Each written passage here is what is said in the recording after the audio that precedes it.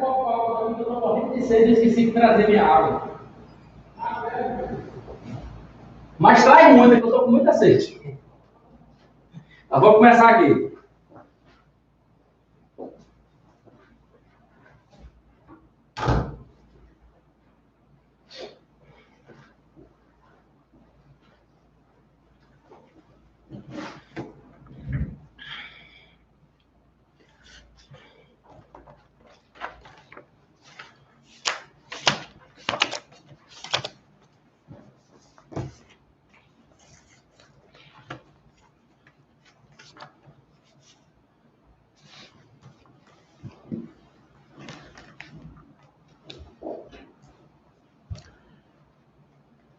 Muito bem, a paz do Senhor Jesus a todos os nossos amigos e irmãos ibadianos. Estamos iniciando agora a nossa aula, a última desse módulo, Profetas Menores. Foi uma bênção, Samuel Suana foi o autor desse livro, e aqui nós aprendemos valiosas e abençoadas lições aqui no viver, na obra de cada um destes profetas aqui. Realmente, uma bênção para a glória de Deus. Fique só um minutinho aí, meus queridos alunos, eu só vou pedir aqui para trazer uma água para nós, porque o seu pastor chegou hoje aqui na correria, e a gente quer estar hidratando um pouquinho. Se é uma hora de aula, a gente precisa de um pouquinho de água aqui. Nos aguarde só um minutinho, já retornamos.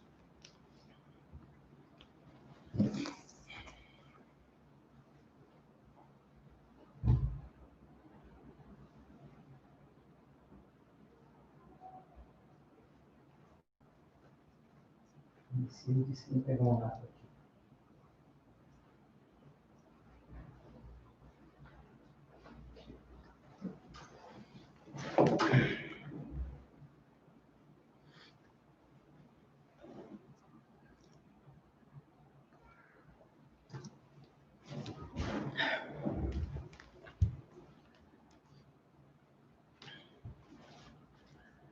Muito bem, vamos estar iniciando essa que é a última aula aqui do módulo Profetas Menores. Com muita alegria, vamos estar concluindo essa matéria aqui da unidade 4.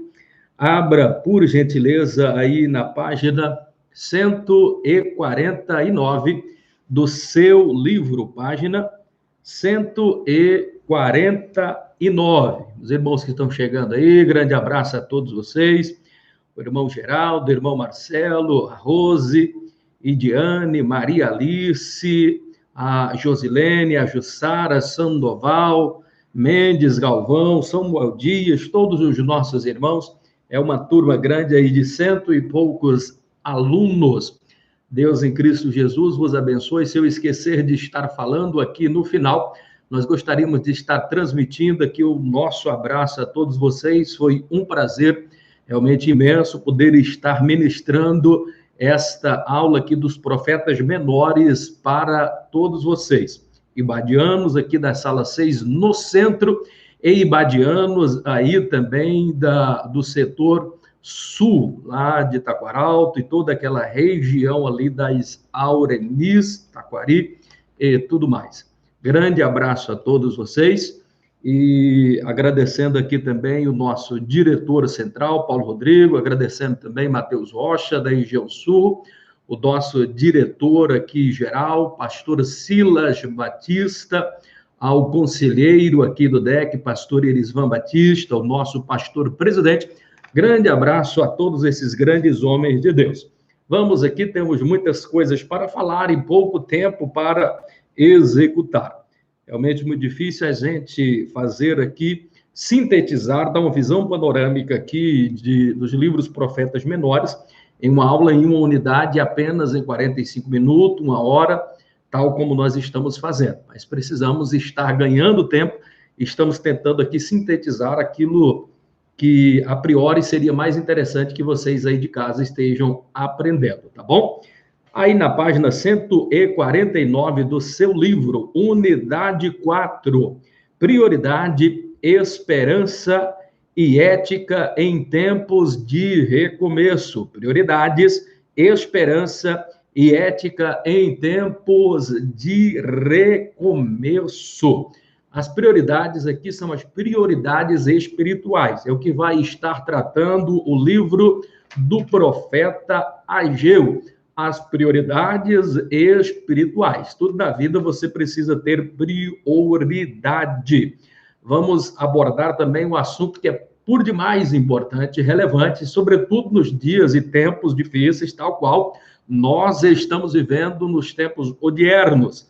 Falo da esperança, a bendita esperança que todos nós precisamos ter, e é sobre esperança que fala o profeta Zacarias. E no capítulo 3, já aqui da unidade 4 do nosso módulo Profetas Menores, vamos estar falando sobre a ética em tempos de recomeço. E a ética em tempos de recomeço é o tema abordado no livro do profeta Malaquias. Então vamos já aqui agora, sem perca de tempo, para a página 151 do profeta Ageu, o primeiro profeta menor dessa última classe que nós estaremos falando aqui. Ageu fala sobre as prioridades espirituais. No capítulo 1 aqui do livro do profeta Ageu, você precisa se situar aqui mais ou menos no tempo. Esse profeta Ageu, ele é contemporâneo de Esdras, de Neemias, Zorobabel, Sealtiel, toda essa turma aqui.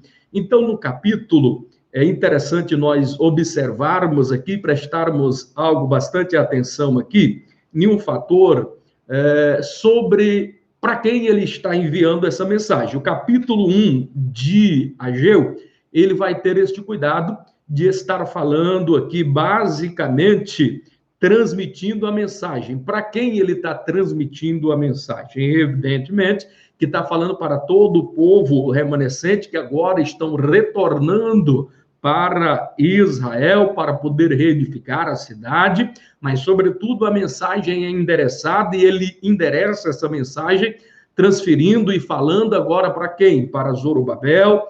Ele está transmitindo esse conteúdo também para Sealtiel, que era o governador da província de Israel, a província ali do reino de Judá, a Josadaque, o sumo sacerdote, e ao resto de todo o povo. Então, ele transmite esta mensagem agora, ele tinha o porquê de quê? De estar encorajando o povo naquela oportunidade. Então, ele vai observar. E o pano de fundo dessa história, e o capítulo de número 1, ele vai se ater um pouco nesses detalhes aqui, porque se percebe que o povo, a nação de Israel, estava vivendo, na verdade, aqui um período em que eles se preocupavam basicamente com aquilo que era propriamente seu. Estavam esquecendo-se das coisas de Deus. E é por isso que o profeta agora, e se nós aqui tivéssemos que fazer um resumo do livro, o resumo do livro seria: as prioridades espirituais precisam estar em primeiro lugar. O que significa dizer que eu, na verdade, tenho as minhas necessidades, mas dentro das minhas necessidades, eu preciso estabelecer as minhas prioridades, porque se eu não estabelecer as minhas prioridades, eu perco o foco, eu perco a direção, eu fico sem rumo, eu fico sem ter um norte, um balizador que me fará chegar ao final, ao outro lado da jornada, ao outro lado da margem. Eu preciso de um direcionamento, eu preciso de uma bússola, eu preciso determinar aquilo que é urgente, aquilo que é necessário a médio e a longo prazo. Então, o que o profeta está querendo chamar a atenção aqui, é muito observado no capítulo 1, é que o povo estava vindo agora para se restabelecer na cidade de Jerusalém, retornando agora do cativeiro babilônico. Mas o que acontece? Eles estão mais preocupados em construir as suas casas, as suas moradas, estão mais preocupados com aquilo que é propriamente seu. Agora vai chegar o capítulo de número 2 do profeta Ageu, e eu quero chamar a atenção porque o capítulo 2 ele é por demais importante. Porque se você entender o capítulo 2 aqui do profeta Ageu, você já vai encontrar a chave para compreender a mensagem do livro. E você também terá algumas valiosas lições que você poderá estar aplicando para a sua vida. Se não, vejamos, ele vai começar dizendo aqui no capítulo 2, o profeta Ageu, emissário de Deus, Deus agora entrega uma palavra pelas bocas do profeta, pelo homem de Deus, o profeta Ageu. E ele começa dizendo da seguinte forma: e veio a palavra. O capítulo 2 ele vai iniciar mais ou menos assim de Ageu. E veio a palavra do Senhor ao profeta, por intermédio do profeta Ageu, dizendo: ouve agora, Zorobabel, filho de Sealtiel, governador da província de Israel, e a Josué, filho de Josadaque, o filho do sumo sacerdote, e agora ao resto do povo. E ele vai dizer agora na sequência, dizendo: quem dentre vós que tendo visto edificada agora esta casa, e vocês comparam com o templo de Salomão e diz: este é nada com aquele templo que existia lá no passado. Então, agora, qual é a função do profeta Ageu? É de reanimar, é de animar o povo, porque o povo agora já tinha edificado os muros, o povo já havia começado agora o templo estava parcialmente terminado, mas Deus queria encorajar este povo aqui nas prioridades, naquilo que era de primordial importância, naquilo que importava, naquilo que era interessante, naquilo que era priori, naquilo que era relevante. Então, esse profeta agora, ele vai conclamar o povo a estabelecer as prioridades. Já falei, todos nós temos necessidades, mas eu preciso entender o que é prioridade. Eu tenho necessidade de colocar uma gravata, eu tenho a necessidade de comer bem, eu tenho vontade e necessidade de me vestir bem, mas existe dentro destas minhas necessidades as minhas prioridades. Então, preciso entender que melhor do que roupa é a água, porque a água me serve para a sobrevivência, porque sem água eu não vivo, sem essa gravata até que eu vivo, mas sem água eu não conseguirei viver.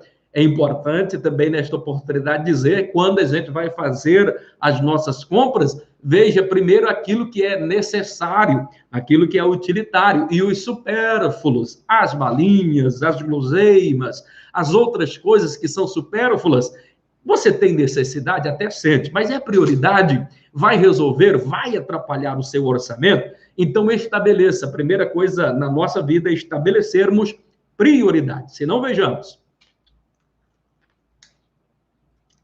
Se não tivermos o devido cuidado em estabelecermos prioridades, vamos ter muitas dificuldades ao longo da nossa vida. Então, é importante estabelecermos as prioridades. Só que as prioridades que Deus estabelece aqui são as prioridades espirituais. E o que eu aprendo aqui? Dentre todas as prioridades que nós temos na vida, nós precisamos, na verdade, ter dentro de nós a preocupação, a prioridade máxima com as coisas espirituais. Eu necessito de várias coisas desta vida, eu preciso trabalhar, e eu preciso trabalhar para poder sustentar a minha família, mas eu também tenho que ter a minha preocupação de o alimentar espiritualmente. Eu tenho que comer as coisas materiais aqui, o arroz, o feijão, mas o principal para Deus é alimentar o espiritual. E de que forma nós nos alimentamos? Com a leitura da palavra de Deus. Como é que eu me alimento? Orando, jejuando, pagando preço, dialogando, conversando, buscando a face do Senhor, nos convertendo a cada dia. Então, isso é prioridade. E o povo estava perdendo esta prioridade, e agora o profeta Ageu é levantado por Deus para trazer à memória, a lembrança e o cuidado para o povo de Israel de que eles deveriam estabelecer prioridades espirituais. E é isso que o profeta Ageu começa a dizer. E o interessante é que quando o povo agora começa a se preocupar, e a tônica aqui do capítulo de número 2, não vamos nos atermos muito aqui, senão gastamos muito tempo e a gente tem muita coisa ainda para andar. O importante para você entender, e aqui é o capítulo-chave, o capítulo 2, ele vai estabelecer aqui no capítulo de número 2, 3 promessas condicionais, que é de primordial importância. Se você tomar posse destas 3 promessas condicionais, por que eu digo que isso é importante? Se você tomar posse das 3 promessas condicionais da parte de Deus, estabelecidas aqui no capítulo de número 2 do profeta Ageu, você vencerá qualquer obstáculo. Você para sempre será um vencedor. Nada poderá lhe deter. Ninguém conseguirá te resistir. Por quê? Porque você tem 3 importantes promessas aqui, meus amados e queridos irmãos. Promessas valiosas, que se você tomar posse dela, nada vai lhe parar. Para sempre será abençoado, louvado e engrandecido é o nome do Senhor Jesus por isso. E que promessas são essas, pastor Eurípides? E por que promessas condicionais? Porque a maioria, basicamente todas as promessas de Deus contidas na Bíblia, elas são promessas condicionais. Invariavelmente, uma ou outra, pode ser que seja uma promessa que ela, independentemente da condição, ela vai se cumprir. Muitos de nós, às vezes, pensamos que quando Deus prometeu, Deus vai cumprir, Deus vai fazer. Sim, Deus sempre cumprirá, mas infalivelmente, basicamente todas as vezes, 95% das vezes as promessas são condicionais. Para cada promessa, Deus estabelece uma condição. Ele diz, olha, eu lhe farei isso, eu lhe farei aquilo, porém tu precisa fazer isso e você precisa fazer aquilo. É por isso que muitas pessoas se frustram e dizem, olha, Deus prometeu e Deus não cumpriu. Tenha em mente que a falha está em você e não em Deus. A parte dele, ele está sempre pronto a cumprir, está disposto a nos abençoar. Então, as promessas de Deus, elas são invariavelmente, em sua maioria, condicionais. Agora, existem promessas, e essas vão partir do princípio de Deus, que independentemente de alguém fazer ou deixar de fazer qualquer coisa, elas vão se cumprir. Mas essas promessas, elas já estão estabelecidas na palavra, e uma vez estabelecido na palavra que vai acontecer e assim será, então não há como se revogar isto daí. Então essa não é uma promessa condicional. Mas aqui ele vai fazer 3 importantes promessas condicionais. E quais são elas? Ele vai dizer a primeira, rapidamente aqui só para nós resumirmos. A primeira ele vai dizer, agora ouve, ó Zorobabel, filho de Sealtiel. Ele chama agora todo o povo e ele transmite a mensagem agora para todo o povo, dizendo da seguinte forma, esforçai Zorobabel, filho de Sealtiel, esforçai Josadaque, esforça-te, esforça-se, sumo sacerdote, e trabalhai, porque eu estarei convosco. Agora, para cada promessa que Deus faz, ele estabelece uma condição. Qual é a primeira promessa condicional? É que Deus estaria com eles. Irmão, existe algo mais reconfortante para nós de sabermos que vamos abrir um negócio, que nós vamos estabelecer algumas coisas, alguns desígnios em nossas vidas, e Deus diz assim, olha, meu filho, eu sou contigo, eu estou contigo nesta obra, eu garanto, eu estou contigo. Então, é a primeira promessa condicional. E qual foi a condição? A condição para Deus estar junto com eles, para Deus estar com eles, era que o povo deveria se esforçar. Entendeu, queridos? Aqui uma condição, porque as bênçãos de Deus, ela não vêm de graça. Nós precisamos entender esse pressuposto de que, na verdade, Deus quer nos abençoar. Deus tem promessa para a nossa vida. Deus, ele quer nos abençoar de uma forma muito grande e especial. Contudo, eu devo me esforçar. Toda vitória tem um preço para chegar em Jerusalém, para poder tomar posse da terra prometida, para poder entrar na Canaã celestial. Primeiro tiveram ali os israelitas que derrubaram os muros de Jericó, não eles, mas pela fé. Tiveram que trabalhar, tiveram que andar pelo deserto, tiveram que vencer o frio, a fome, a sede. Então entenda sempre, entre você e a sua vitória, entre você e a sua bênção, haverá um obstáculo que você precisa vencer. Para você conquistar algo, você precisa se esforçar. Você observa estes atletas de elite, eles só conseguem conquistar os alvos e objetivos depois de anos e anos de renúncia. Eles priorizam o esforço, eles separam parte dos seus dias para poder estar se aperfeiçoando, se preparando para que quando a competição chegar, eles estejam prontos e aptos para conquistar o seu laurel, a sua coroa. E assim também somos nós, meus amados queridos, diletos e abençoados irmãos. Se nós quisermos ter vitória, somos atletas de Cristo. Eu preciso invariavelmente esforçar. Como um bom atleta, eu preciso jejuar, eu preciso pagar o preço, eu preciso me esforçar. Nada vem de graça. Às vezes alguém olha para um pastor e diz: olha, que pastor abençoado, pastor está vivendo isso, está vendo aquilo. Você não sabe o bastidor que aquele pastor teve que passar, as agruras que ele teve que passar para chegar até onde ele chegou. Só Deus sabe o que você passou, meu querido. Só nós sabemos o deserto, quantos desertos tivemos que atravessar para poder chegar até aqui. Nada na minha vida veio de graça, na sua vida também não vem de graça. O evangelho a qual nós servimos não é como que pregado por algumas igrejas por aí, que diz que para vir para a igreja você vai ser próspero, vem para a igreja. É como que uma bula do biotônico Fontoura, é como que aquele macarrão instantâneo, me ensine miojo, ou me ensine que nojo, que eu não gosto daquilo. Então, assim, que as pessoas, na verdade, quer tudo para agora.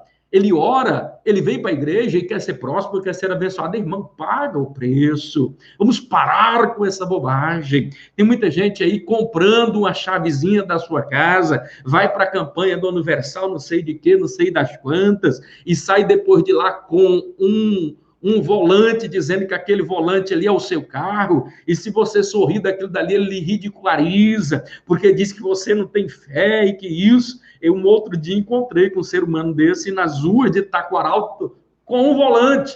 O ser humano tinha pagado R$500 naquele volante ali, e aquele volante era a chave do seu carro, que ele tinha fé. Irmão, até a última vez que eu vi, o coitado estava andando de a pé e, às vezes, de bicicleta emprestada. Vamos parar com essa bobagem. A pessoa, ele, na verdade, está querendo viver de amuleto, de uma coisa muito fácil. Trabalhe, se esforça, e Deus vai abrir as portas.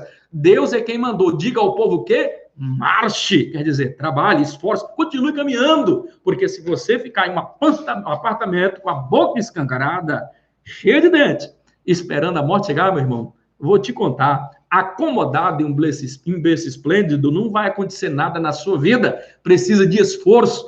E quando você se esforça, aí Deus abençoa, aí Deus é contigo. Deus vai dizer assim: olha, eu sou contigo porque tu estás se esforçando, eu vou abençoar o teu ministério, você está fazendo o curso agora do IBAD, você está tentando, está se preparando para quando a oportunidade vir, você vai estar preparado, apto para assumir tudo aquilo que Deus quer entregar para você. Louvado e engrandecido é o nome do Senhor Jesus. A segunda promessa que Deus faz é que o Espírito Santo estaria para sempre no meio dele, mas para isso eles precisavam trabalhar dioturnamente para isso.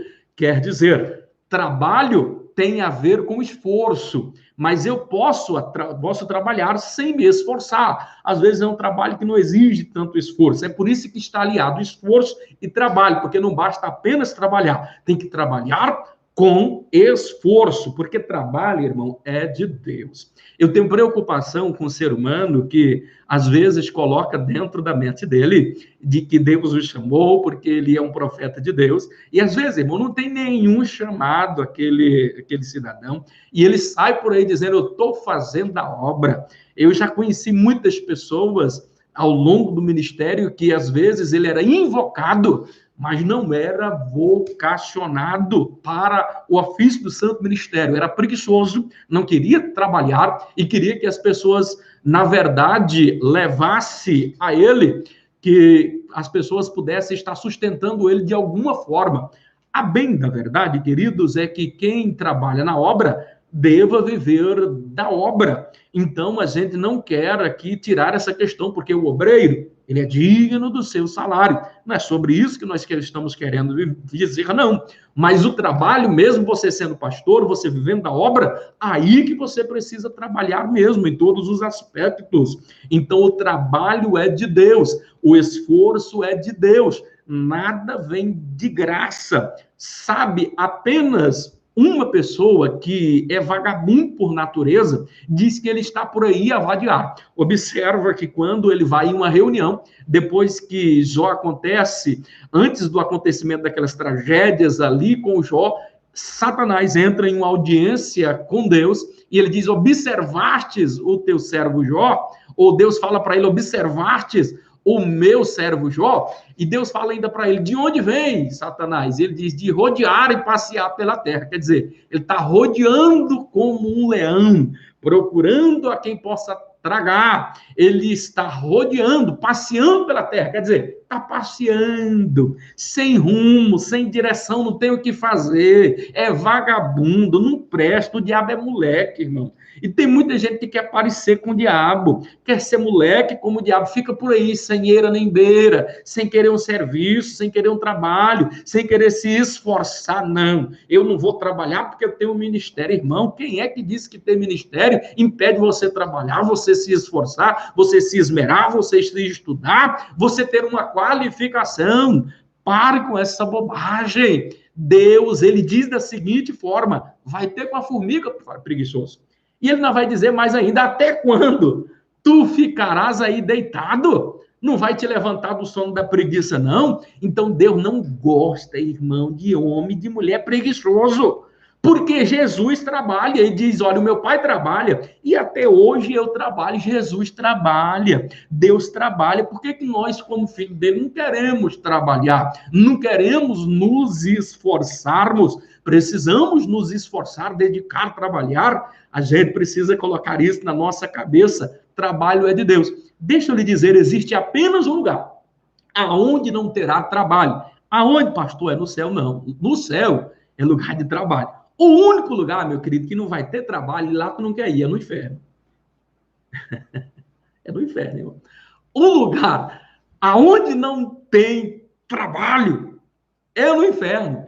Porque lá é o lugar do capiroto, desocupado, que vive a vadiar. Lá, mas só que vai ter os cão lá espetando, é fogo, é isso, é enxofre, onde o bicho nunca morre. Mas no céu é lugar de trabalho, no céu é lugar de esforço. No céu, às vezes você pensa que vai ficar lá só dizendo santo, santo. Vamos dizer sim, vai ter um momento de culto. Mas a Bíblia fala, e não há tempo, no livro de Apocalipse dá para a gente entrar nesses detalhes, quantas outras funções. Você acha que vai ficar desocupado lá no céu? No céu é lugar de trabalho, porque o Pai trabalha, porque Deus trabalha, porque Jesus trabalha até agora, e nós precisamos trabalhar. E quando nós trabalhamos, nos dedicamos, o Espírito Santo habita no meio de nós. A última promessa, e eu termino aqui, e o tempo vai passando ligeiro, Jesus. Então perceba que o último aqui, e é o mais importante você analisar, porque ele está chamando a atenção aqui para algo. É ali no versículo de número 9, ele diz, a glória desta última casa será primeira. será maior do que a da primeira. Qual foi a condição? De que ele está falando aqui? Dessa glória da segunda casa, está falando de quê? Está falando da glória de Jesus. A glória do Senhor Jesus que entrou no segundo templo, por ocasião do grandioso e suntuoso templo de Herodes. Jesus entrou ali. Então, este templo de Herodes, que foi construído sobre as bases do templo ali de Zorobabel, então ele encontrou a glória de Jesus. Mas para termos a glória de Jesus, precisa ter temor. E, na verdade, temor de errar, de falhar, esta é uma outra condição. Não temermos ao inimigo, mas termos temor de pecar contra Deus e a sua palavra. Quando nós tememos a Deus e não tememos a mais ninguém, nós não duvidamos, nós não desacreditamos nas promessas de Deus, nós as aguardamos que elas vão se cumprir. O povo estava desanimado, porque eles se lembravam do templo, da ocasião também do mesmo dia, porque isso aqui aconteceu no 21º do 7º mês, lá em 2 Crônicas, no capítulo de número 7, o versículo de número 14 também, todo aquele capítulo, o capítulo de número 6 é mais do que uma preparação para algo que estava acontecendo ali. Aconteceu uma grande festividade. Que festividade era essa? Era a inauguração do grandioso e suntuoso templo de Salomão. Ali eles mataram só para aqueles 15 dias de festas, por ocasião da Páscoa ali, as 3 festas memoráveis, mataram 23 mil bois, 123 mil carneiros. Foi uma grande festa, oferta de manjares, oferta das primícias. Então houve um grande mover ali, mas o que mais foi importante, Deus não se preocupou com tudo isso, nem com a suntuosidade daquele templo que era magnífico, mas o que agradou o coração de Deus foi um coração contrito e quebrantado de Salomão. Foi ver que quem estava regendo o coral ali era Asaf, o sumo sacerdote que já velho, que já não mais podia oficializar, mas Deus quebra o protocolo, e quando a tribo de Levi começa a cantar e adorar a Deus, diz que quando os levitas adoram, diz que veio uma nuvem por cima do templo e encheu aquele templo, e a glória do Senhor se manifestou ali de uma forma sobrenatural. Diz que quando isto aconteceu, a tribo de Levi começou a tremer, os levitas que ali estavam cantando no coro, quem estava regendo o coral, agora caíram, as pernas começaram a tremer, os joelhos começaram a bater, a glória de Deus foi tão grande que eles prostraram com o rosto em terra e adoraram ao nome do Senhor, porque a glória de Deus estava ali naquele ambiente. Eita glória! Louvado, engrandecido é o nome do Senhor Jesus, que vive e que reina para todo o sempre. O que eu quero dizer e qual era a mensagem que Deus queria transmitir àquele povo? Mais importante do que qualquer suntuosidade do templo, o que é mais importante é a glória de Deus ali presente, é a presença de Jesus, é a presença do Espírito Santo, porque se temos Deus conosco, se temos a presença do Espírito Santo, se temos a glória de Jesus em nosso meio, irmão, não há obstáculo que a gente não consiga superar, não há luta que a gente não consiga transpor, chegar do outro lado da margem. Igreja, só igreja, quando ela é ocupada e preenchida, sacudida com a presença e o mover sobrenatural do Espírito Santo de Deus. Louvado e engrandecido é o nome do Senhor Jesus, que vive e que reina para todos sempre. Vamos agora já caminhar aqui para a profecia ou a vida e a obra de Zacarias, o segundo profeta. Acabamos perdendo um pouquinho de tempo aqui, ou ganhando, investindo tempo, como queira. Página 161, Zacarias, em o esforço em alimentar a esperança.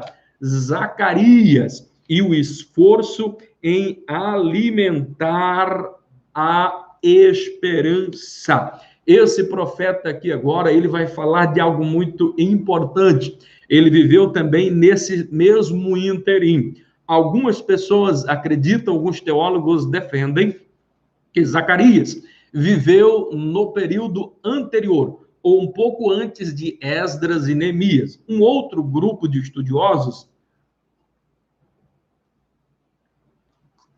vai defender que este homem, Zacarias, ele viveu, na verdade, aqui, posterior, ou no período em que estava em pleno vapor o ministério de Esdras e Neemias. Um outro grupo defende que foi naquele período de 12 anos em que estava ali governando Zorobabel, em que agora Neemias tem que retornar agora lá para Suero e ficar lá, porque havia uma promessa que foi condicional, disse, olha, eu deixo você ir, mas depois você precisa tornar a mim. Ele era copeiro do rei, então ele vai. Então diz que foi naquele período, mas, perdão, a maioria, e eu também acredito, e estou aqui com a maioria, que na verdade este livro aqui do profeta Zacarias, ele foi escrito logo após o período de Esdras e Neemias. Por que é que eu creio que, na verdade, foi esse período aqui? Juntamente, inclusive, até com o livro de Malaquias. Porque nós vamos observar algumas coisas semelhantes, que eu vou relatar agora e a pouco já também no livro ali de Malaquias. Mas alguma coisa aqui que nos chama a atenção aqui, e eu preciso, tem tanta coisa aqui para a gente falar, e já estão chegando aqui, a gente precisa dar uma aceleradinha aqui. Mas quando a gente fala aqui de esperança, e a mensagem aqui do profeta Zacarias, que ele vai trazer aos nossos corações de uma forma aqui que vai ficar impregnada, é o esforço em buscar a esperança. Albert Schweitzer já falava da seguinte forma, ganhador do Prêmio Nobel da Paz, salvo engano, no ano de 1967, ele já dizia que a maior tragédia que pode haver na vida de um homem, ou a maior tragédia na vida do homem não é quando ele morre, mas é quando, mesmo ele estando vivo, deixa morrer dentro de si algo tão importante como que a esperança. A esperança jamais pode morrer na vida do crente. E é isso que o profeta Zacarias está tentando passar aqui para todos nós, está tentando nos transmitir aqui, de que precisamos crer e acreditar. No capítulo 1, é a primeira parte aqui do livro de Zacarias que a gente precisa analisar, do capítulo 1, do verso 1 ao verso de número 6, ele vai tratar aqui de algumas visões que esse profeta teve. Não vai dar tempo para nós falarmos aqui sobre essas visões aqui, mas a primeira dela, ela vai falar de uma visão de uns cavalos de várias cores. Também não dá tempo, às vezes, aqui para a gente falar, mas fala de um cavalo branco, fala de um cavalo vermelho. Na verdade, a gente fala vermelho aqui, mas no hebraico nem está dizendo vermelho, porque vai ser a junção de um vermelho com branco que vai dar um marrom, porque não tem essa palavra aqui no hebraico, vermelho. Mas aí a junção desse vermelho com branco vai dar um marrom, então seria um marrom aqui. E esse cavalo, ele simbolizaria as nações que vinham para destruir Israel, mas que Deus seguraria com esse cavalo marrom, circuncidando ali a Jerusalém, de tal forma que eles não seriam destruídos. E isso se cumpriu realmente, literalmente. Não temos tempo de falar, mas eu gostaria de chamar a atenção correndo aqui para um outro tipo de cavalo, que é o cavalo branco. Esse cavalo branco, ele representa muita coisa. Lembra lá no capítulo de número 19 de Apocalipse, um cavaleiro no cavalo branco, que é Jesus, que é o Rei dos Reis, o Príncipe da Paz. Ele representa muita glória. Embora que esse cavalo aqui, cavaleiro que está sentado nesse cavalo branco, não estamos querendo levar para esse contexto. Quero aqui enfatizar que esse cavaleiro que está em cima do cavalo branco aqui, ele está assentado em cima de uma murta. E isso me chama bastante atenção. Você que é amante da palavra do Senhor, você consegue fazer aqui um paralelo maravilhoso. O que é a murta? A murta, na verdade, é uma planta da região ali mais difícil de sobreviver na face da terra. Ela está no lugar mais baixo, no local mais quente, no local mais baixo do planeta Terra, aonde pouquíssimas plantas conseguem sobreviver. A murta está ali presente. Ali naquele mesmo terreno, ali onde está o Mar Morto, naquela proximidade, a parte mais baixa da terra, ali por Jericó, ali por toda aquela região da Palestina, você consegue encontrar a murta. E o que se percebe ali, principalmente naquela região que é tão desértica, e por que ela é tão desértica ali? É porque as estações, elas são bem definidas. Quando é calor, é muito calor. E esse calor queima as plantas, aqueles seres vivos, as plantas que estão ali. Difícil você encontrar uma planta verdinha. Da mesma forma, quando é período de frio, é frio mesmo. Chega até mesmo da geada. Então, o que não é consumido com calor é queimado ali pelas geadas. Por isso que é tão deserto. É um local difícil, o ar é mais rarefeito, as dificuldades ali são maiores, é um dos lugares mais difíceis de sobreviver. Por exemplo, ali na região do Mar Morto, muito baixa, ali é muito difícil a sobrevivência. E o que acontece? A murta, aonde todas morrem, aonde todas as plantas não conseguem sobreviver, a murta permanece verdinha, viçosa, é quase que indestrutível. Parece que nada consegue matar uma murta. Ela está sempre brilhando, ela está sempre viçosa. Pode passar dias, meses, anos sem chover.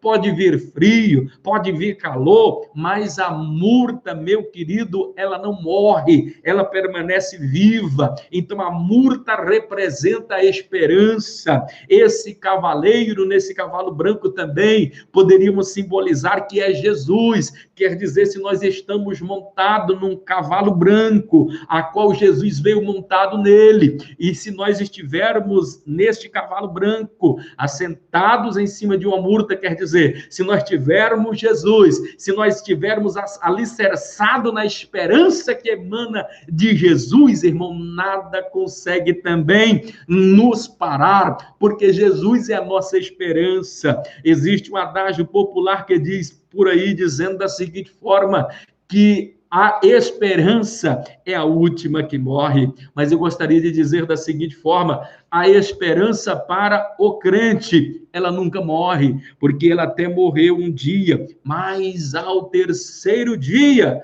ela ressuscitou para nunca mais morrer. Oh, louvado, engrandecido é o nome do Senhor Jesus que vive e que reina para todo sempre. Então não há motivo para que você perca a sua esperança, para que você perca o seu ânimo, porque tu tens a Jesus, tu tens uma bendita esperança. O crente jamais pode desistir, é sempre lutando, é sempre acreditando. Tá parecendo difícil, tá? As lutas estão sendo muito grandes, tá? Mas maior do que as lutas, maior do que os obstáculos e que todos os teus problemas juntos, é Deus para lhe garantir e lhe dar a vitória. Oh, aleluia! Louvado e agradecido é o nome do Senhor. Para ganharmos tempo aqui, já finalizando, vamos agora para a conclusão aqui. Vamos ler agora o que fala sobre Malaquias. E falando aqui sobre Malaquias, a gente conclui esta parte, página 171, aonde eu falei aqui que basicamente aqui esse Malaquias e Malaquias, se existe alguma dúvida do tempo em que estava presente aqui, qual foi o tempo que escreveu o livro de Zacarias, nesse livro aqui nós não temos nenhuma dúvida o tempo em que Malaquias viveu. Por que nós sabemos? Porque se em Zacarias existia ainda o culto, se não existia ainda uma forma de culto ainda estabelecida, estava meio difícil, estava meio que capenga. Lá no livro também do profeta Ageu, estava precisando estabelecer o culto, lá estava terminando de construir o templo, Deus estava os animando. Então, esse mesmo problema que não vai acontecer no livro de Malaquias, está havendo culto. Está tudo tranquilo, está tudo normal. Eles estão no templo, tem o sacerdócio está em pleno exercício, o que não estava acontecendo nos dois livros anteriores. Então, se havia alguma dúvida, este livro aqui, por exemplo, de Malaquias, não existe nenhuma sombra de dúvida que ele escreveu esse livro logo após aí a vida e obra de Neemias e Esdras, porque o culto estava em plena ascensão, e nesse outro período, ainda anterior a isso, estava precisando ser restabelecido o culto. Outra coisa digna de nós estarmos enfatizando, e nós já estamos concluindo aqui, meu amigo pastor Ribamar, já se assentou ali, e ele vai estar daqui a pouquinho ministrando para a turma dele também, meu amigo, meu companheiro está ali, Deus abençoe, louvado seja o nome do Senhor. Então, queridos, o que precisa ficar claro? Pastor, e de onde veio? O interessante, queridos, é que esse profeta aqui, diferentemente de todos os outros profetas menores e até dos profetas maiores, nós não vamos conseguir identificar de onde ele veio. Não se fala que os pormenores da vida dele não é relatado. Então é muito difícil. É por isso que, por causa de uma tradução errônea lá no passado da Septuaginta, que traduzia o nome de Malaquias como sendo o anjo de Deus, então as pessoas imaginavam que Malaquias, na verdade, não era um profeta, e sim um anjo ou um mensageiro da parte de Deus, e que aquela mensagem não era de alguém aqui terreno, mas isso tudo foi um equívoco por causa da Septuaginta, e por causa disso, nós vamos observar que o Gênesis, nós vamos observar que Calvino, Jerônimo de Salvanarola, de Alexandria, muitos pais da nossa fé, inclusive estes homens de Deus, heróis da fé, que defenderam, inclusive, essa questão, essa particularidade, erraram por causa dessa tradução aqui da Septuaginta, porque depois se provou por A mais B que, na verdade, o nome certo de Zacarias significa mensageiro de Deus, e que, de fato, ele existiu. Quem era o pai? De onde ele veio? De qual era a tribo? São questões mais difíceis que nós temos aqui de responder e até mesmo de falar. Mas por que é que, na verdade, Malaquias não se preocupa em dizer de onde ele veio, quem era a sua família, quem era a sua tribo? E vocês lembram que das 4 principais interrogações que nós precisamos fazer ao estudar os livros dos profetas menores e maiores, sobre aquela questão: quem escreveu, onde escreveu, por que escreveu e para quem escreveu? 3 delas nós até podemos responder aqui, mas uma delas é difícil. Quem foi esse homem? De onde ele veio? Vamos ter dificuldade. Mas o que importa aqui é que Malaquias, ele tinha sim uma missão. Ele era mensageiro de Deus, porque o seu próprio nome o fala a respeito disso. Quem era Malaquias? Ele era um anônimo de Deus. E por que ele era um anônimo de Deus? Porque mais importante do que o mensageiro era a mensagem que o mensageiro trazia, a mensagem do próprio Deus. Ele não estava preocupado com fama, ele não estava preocupado em fazer o nome dele conhecido e notório, não. Ele estava preocupado em transmitir a mensagem. Sobre todos os cuidados que se deva ter um pregador, um mensageiro da palavra, é o de pregar a palavra. Sobre todos os cuidados em que deve ter o mensageiro da palavra, a principal delas está na diligência com que esse mensageiro transmite a mensagem que as pessoas precisam ouvir e não apenas aquilo que elas desejam ouvir. Então, Malaquias, ele trazia a mensagem de Deus, tal como Deus transmitiu a ele, desta forma ele estava transmitindo ao povo. Finalizando aqui, não temos tempo para conjecturar o que você precisa saber aqui a respeito de Malaquias e ficar gravado para efeito de prova. Esse livro aqui ele vai estar classificado em 8 audiências. Se você for observar, se você já foi em um tribunal, acontecem as audiências. Então, acontece aqui 8 audiências. Nessa audiência, em todas elas, Deus vai falar 2 vezes e o homem vai falar 1 vez. Então, primeiro Deus faz uma afirmação, o homem faz uma pergunta e Deus faz uma refutação. Quer ver como é que ele fala? Ele fala assim, olha, eu vos amei. Aí ele está afirmando, é uma afirmação dentro dessa reunião, dessa sentença que vai ser proferida aqui agora. Então, nessa audiência, o homem vai dizer assim, mas em que o Senhor tem nos amado? Aí Deus ele vai dizer, olha, eu lhe amo por isso, por isso e por isso. Você quer ver uma outra oportunidade? Deus vai fazer uma afirmação, vai dizer assim, vós tem me roubado. Aí o homem vai fazer uma outra pergunta, em que nós temos lhe roubado? Aí ele vai dizer, nos dízimos, nas ofertas. Então, vai ter 8 audiências aqui em que Deus faz uma afirmação, o homem faz uma interrogação e Deus vai refutar aquilo que o homem falou, mostrando que ele não tem conhecimento de causa e que ele é um justo juiz.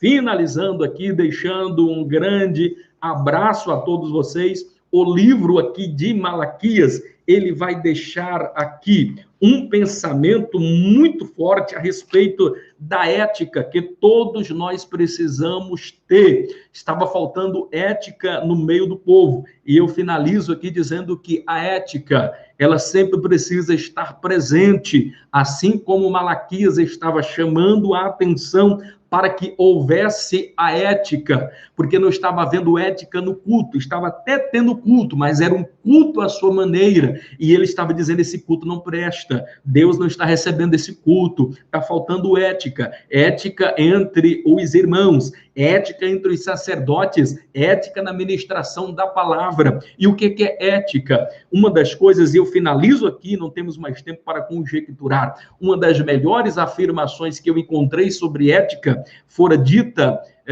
por um nosso amigo, ou amigo assim à distância, porque a gente admira, não como pessoa, mas como ele estuda e como se ele esforça-se. Ele é teólogo, é professor universitário e também a gente é professor, então muitas coisas nós assimilamos e muitos ensinamentos dele são interessantes, dentro da visão que ele conhece de conhecimento, de educação, apesar que, sendo cristão, ele tem muitas coisas que eu não concordo com ele, mas esse homem ele faz uma definição sobre ética que eu preciso aqui dizer que eu achei fantástico. E por que é fantástico? Porque todas as afirmações desse homem, que são as melhores, é quando ele pega do apóstolo Paulo. E o nome dele é Mário Sérgio Cortella. E ele faz a definição de ética dizendo assim, o que é ética? Ética é eu quero, eu devo e eu posso. Ele diz que ética é a junção dessas 3 palavras, quero, devo e posso. Aí ele vai dizer, olha, nem tudo aquilo que eu quero, eu posso. E nem tudo aquilo que eu posso, eu devo. Aí ele vai explicar. Isso, na verdade, é uma explicação do que o apóstolo Paulo já falava, porque todas as coisas me são lícitas, mas nem todas as coisas me convêm. Todas as coisas me são lícitas, mas eu não me deixarei dominar por nenhuma delas. Quando é que aquilo que eu quero, aquilo que eu posso, vai casar com aquilo que eu devo fazer? É quando aquilo que eu quero fazer é correto, quando aquilo que eu posso fazer está dentro dos limites da palavra do Senhor Jesus, a isso é o que eu devo fazer. É a ética aliada à palavra de Deus. Porque muitas pessoas falam de ética, e quando fala de ética, muitos professores, eles são tão éticos que eles deixam de exercitar o amor. A ética para nada serve se nela não estiver contido o amor e a empatia. Grande abraço a todos vocês, meus amados e queridos irmãos. Terminamos aqui a nossa aula do módulo 4. Falamos desses 3 profetas abençoados. Deus em Cristo Jesus os abençoe. Dê uma noite abençoada na paz de nosso Senhor e Salvador Jesus Cristo.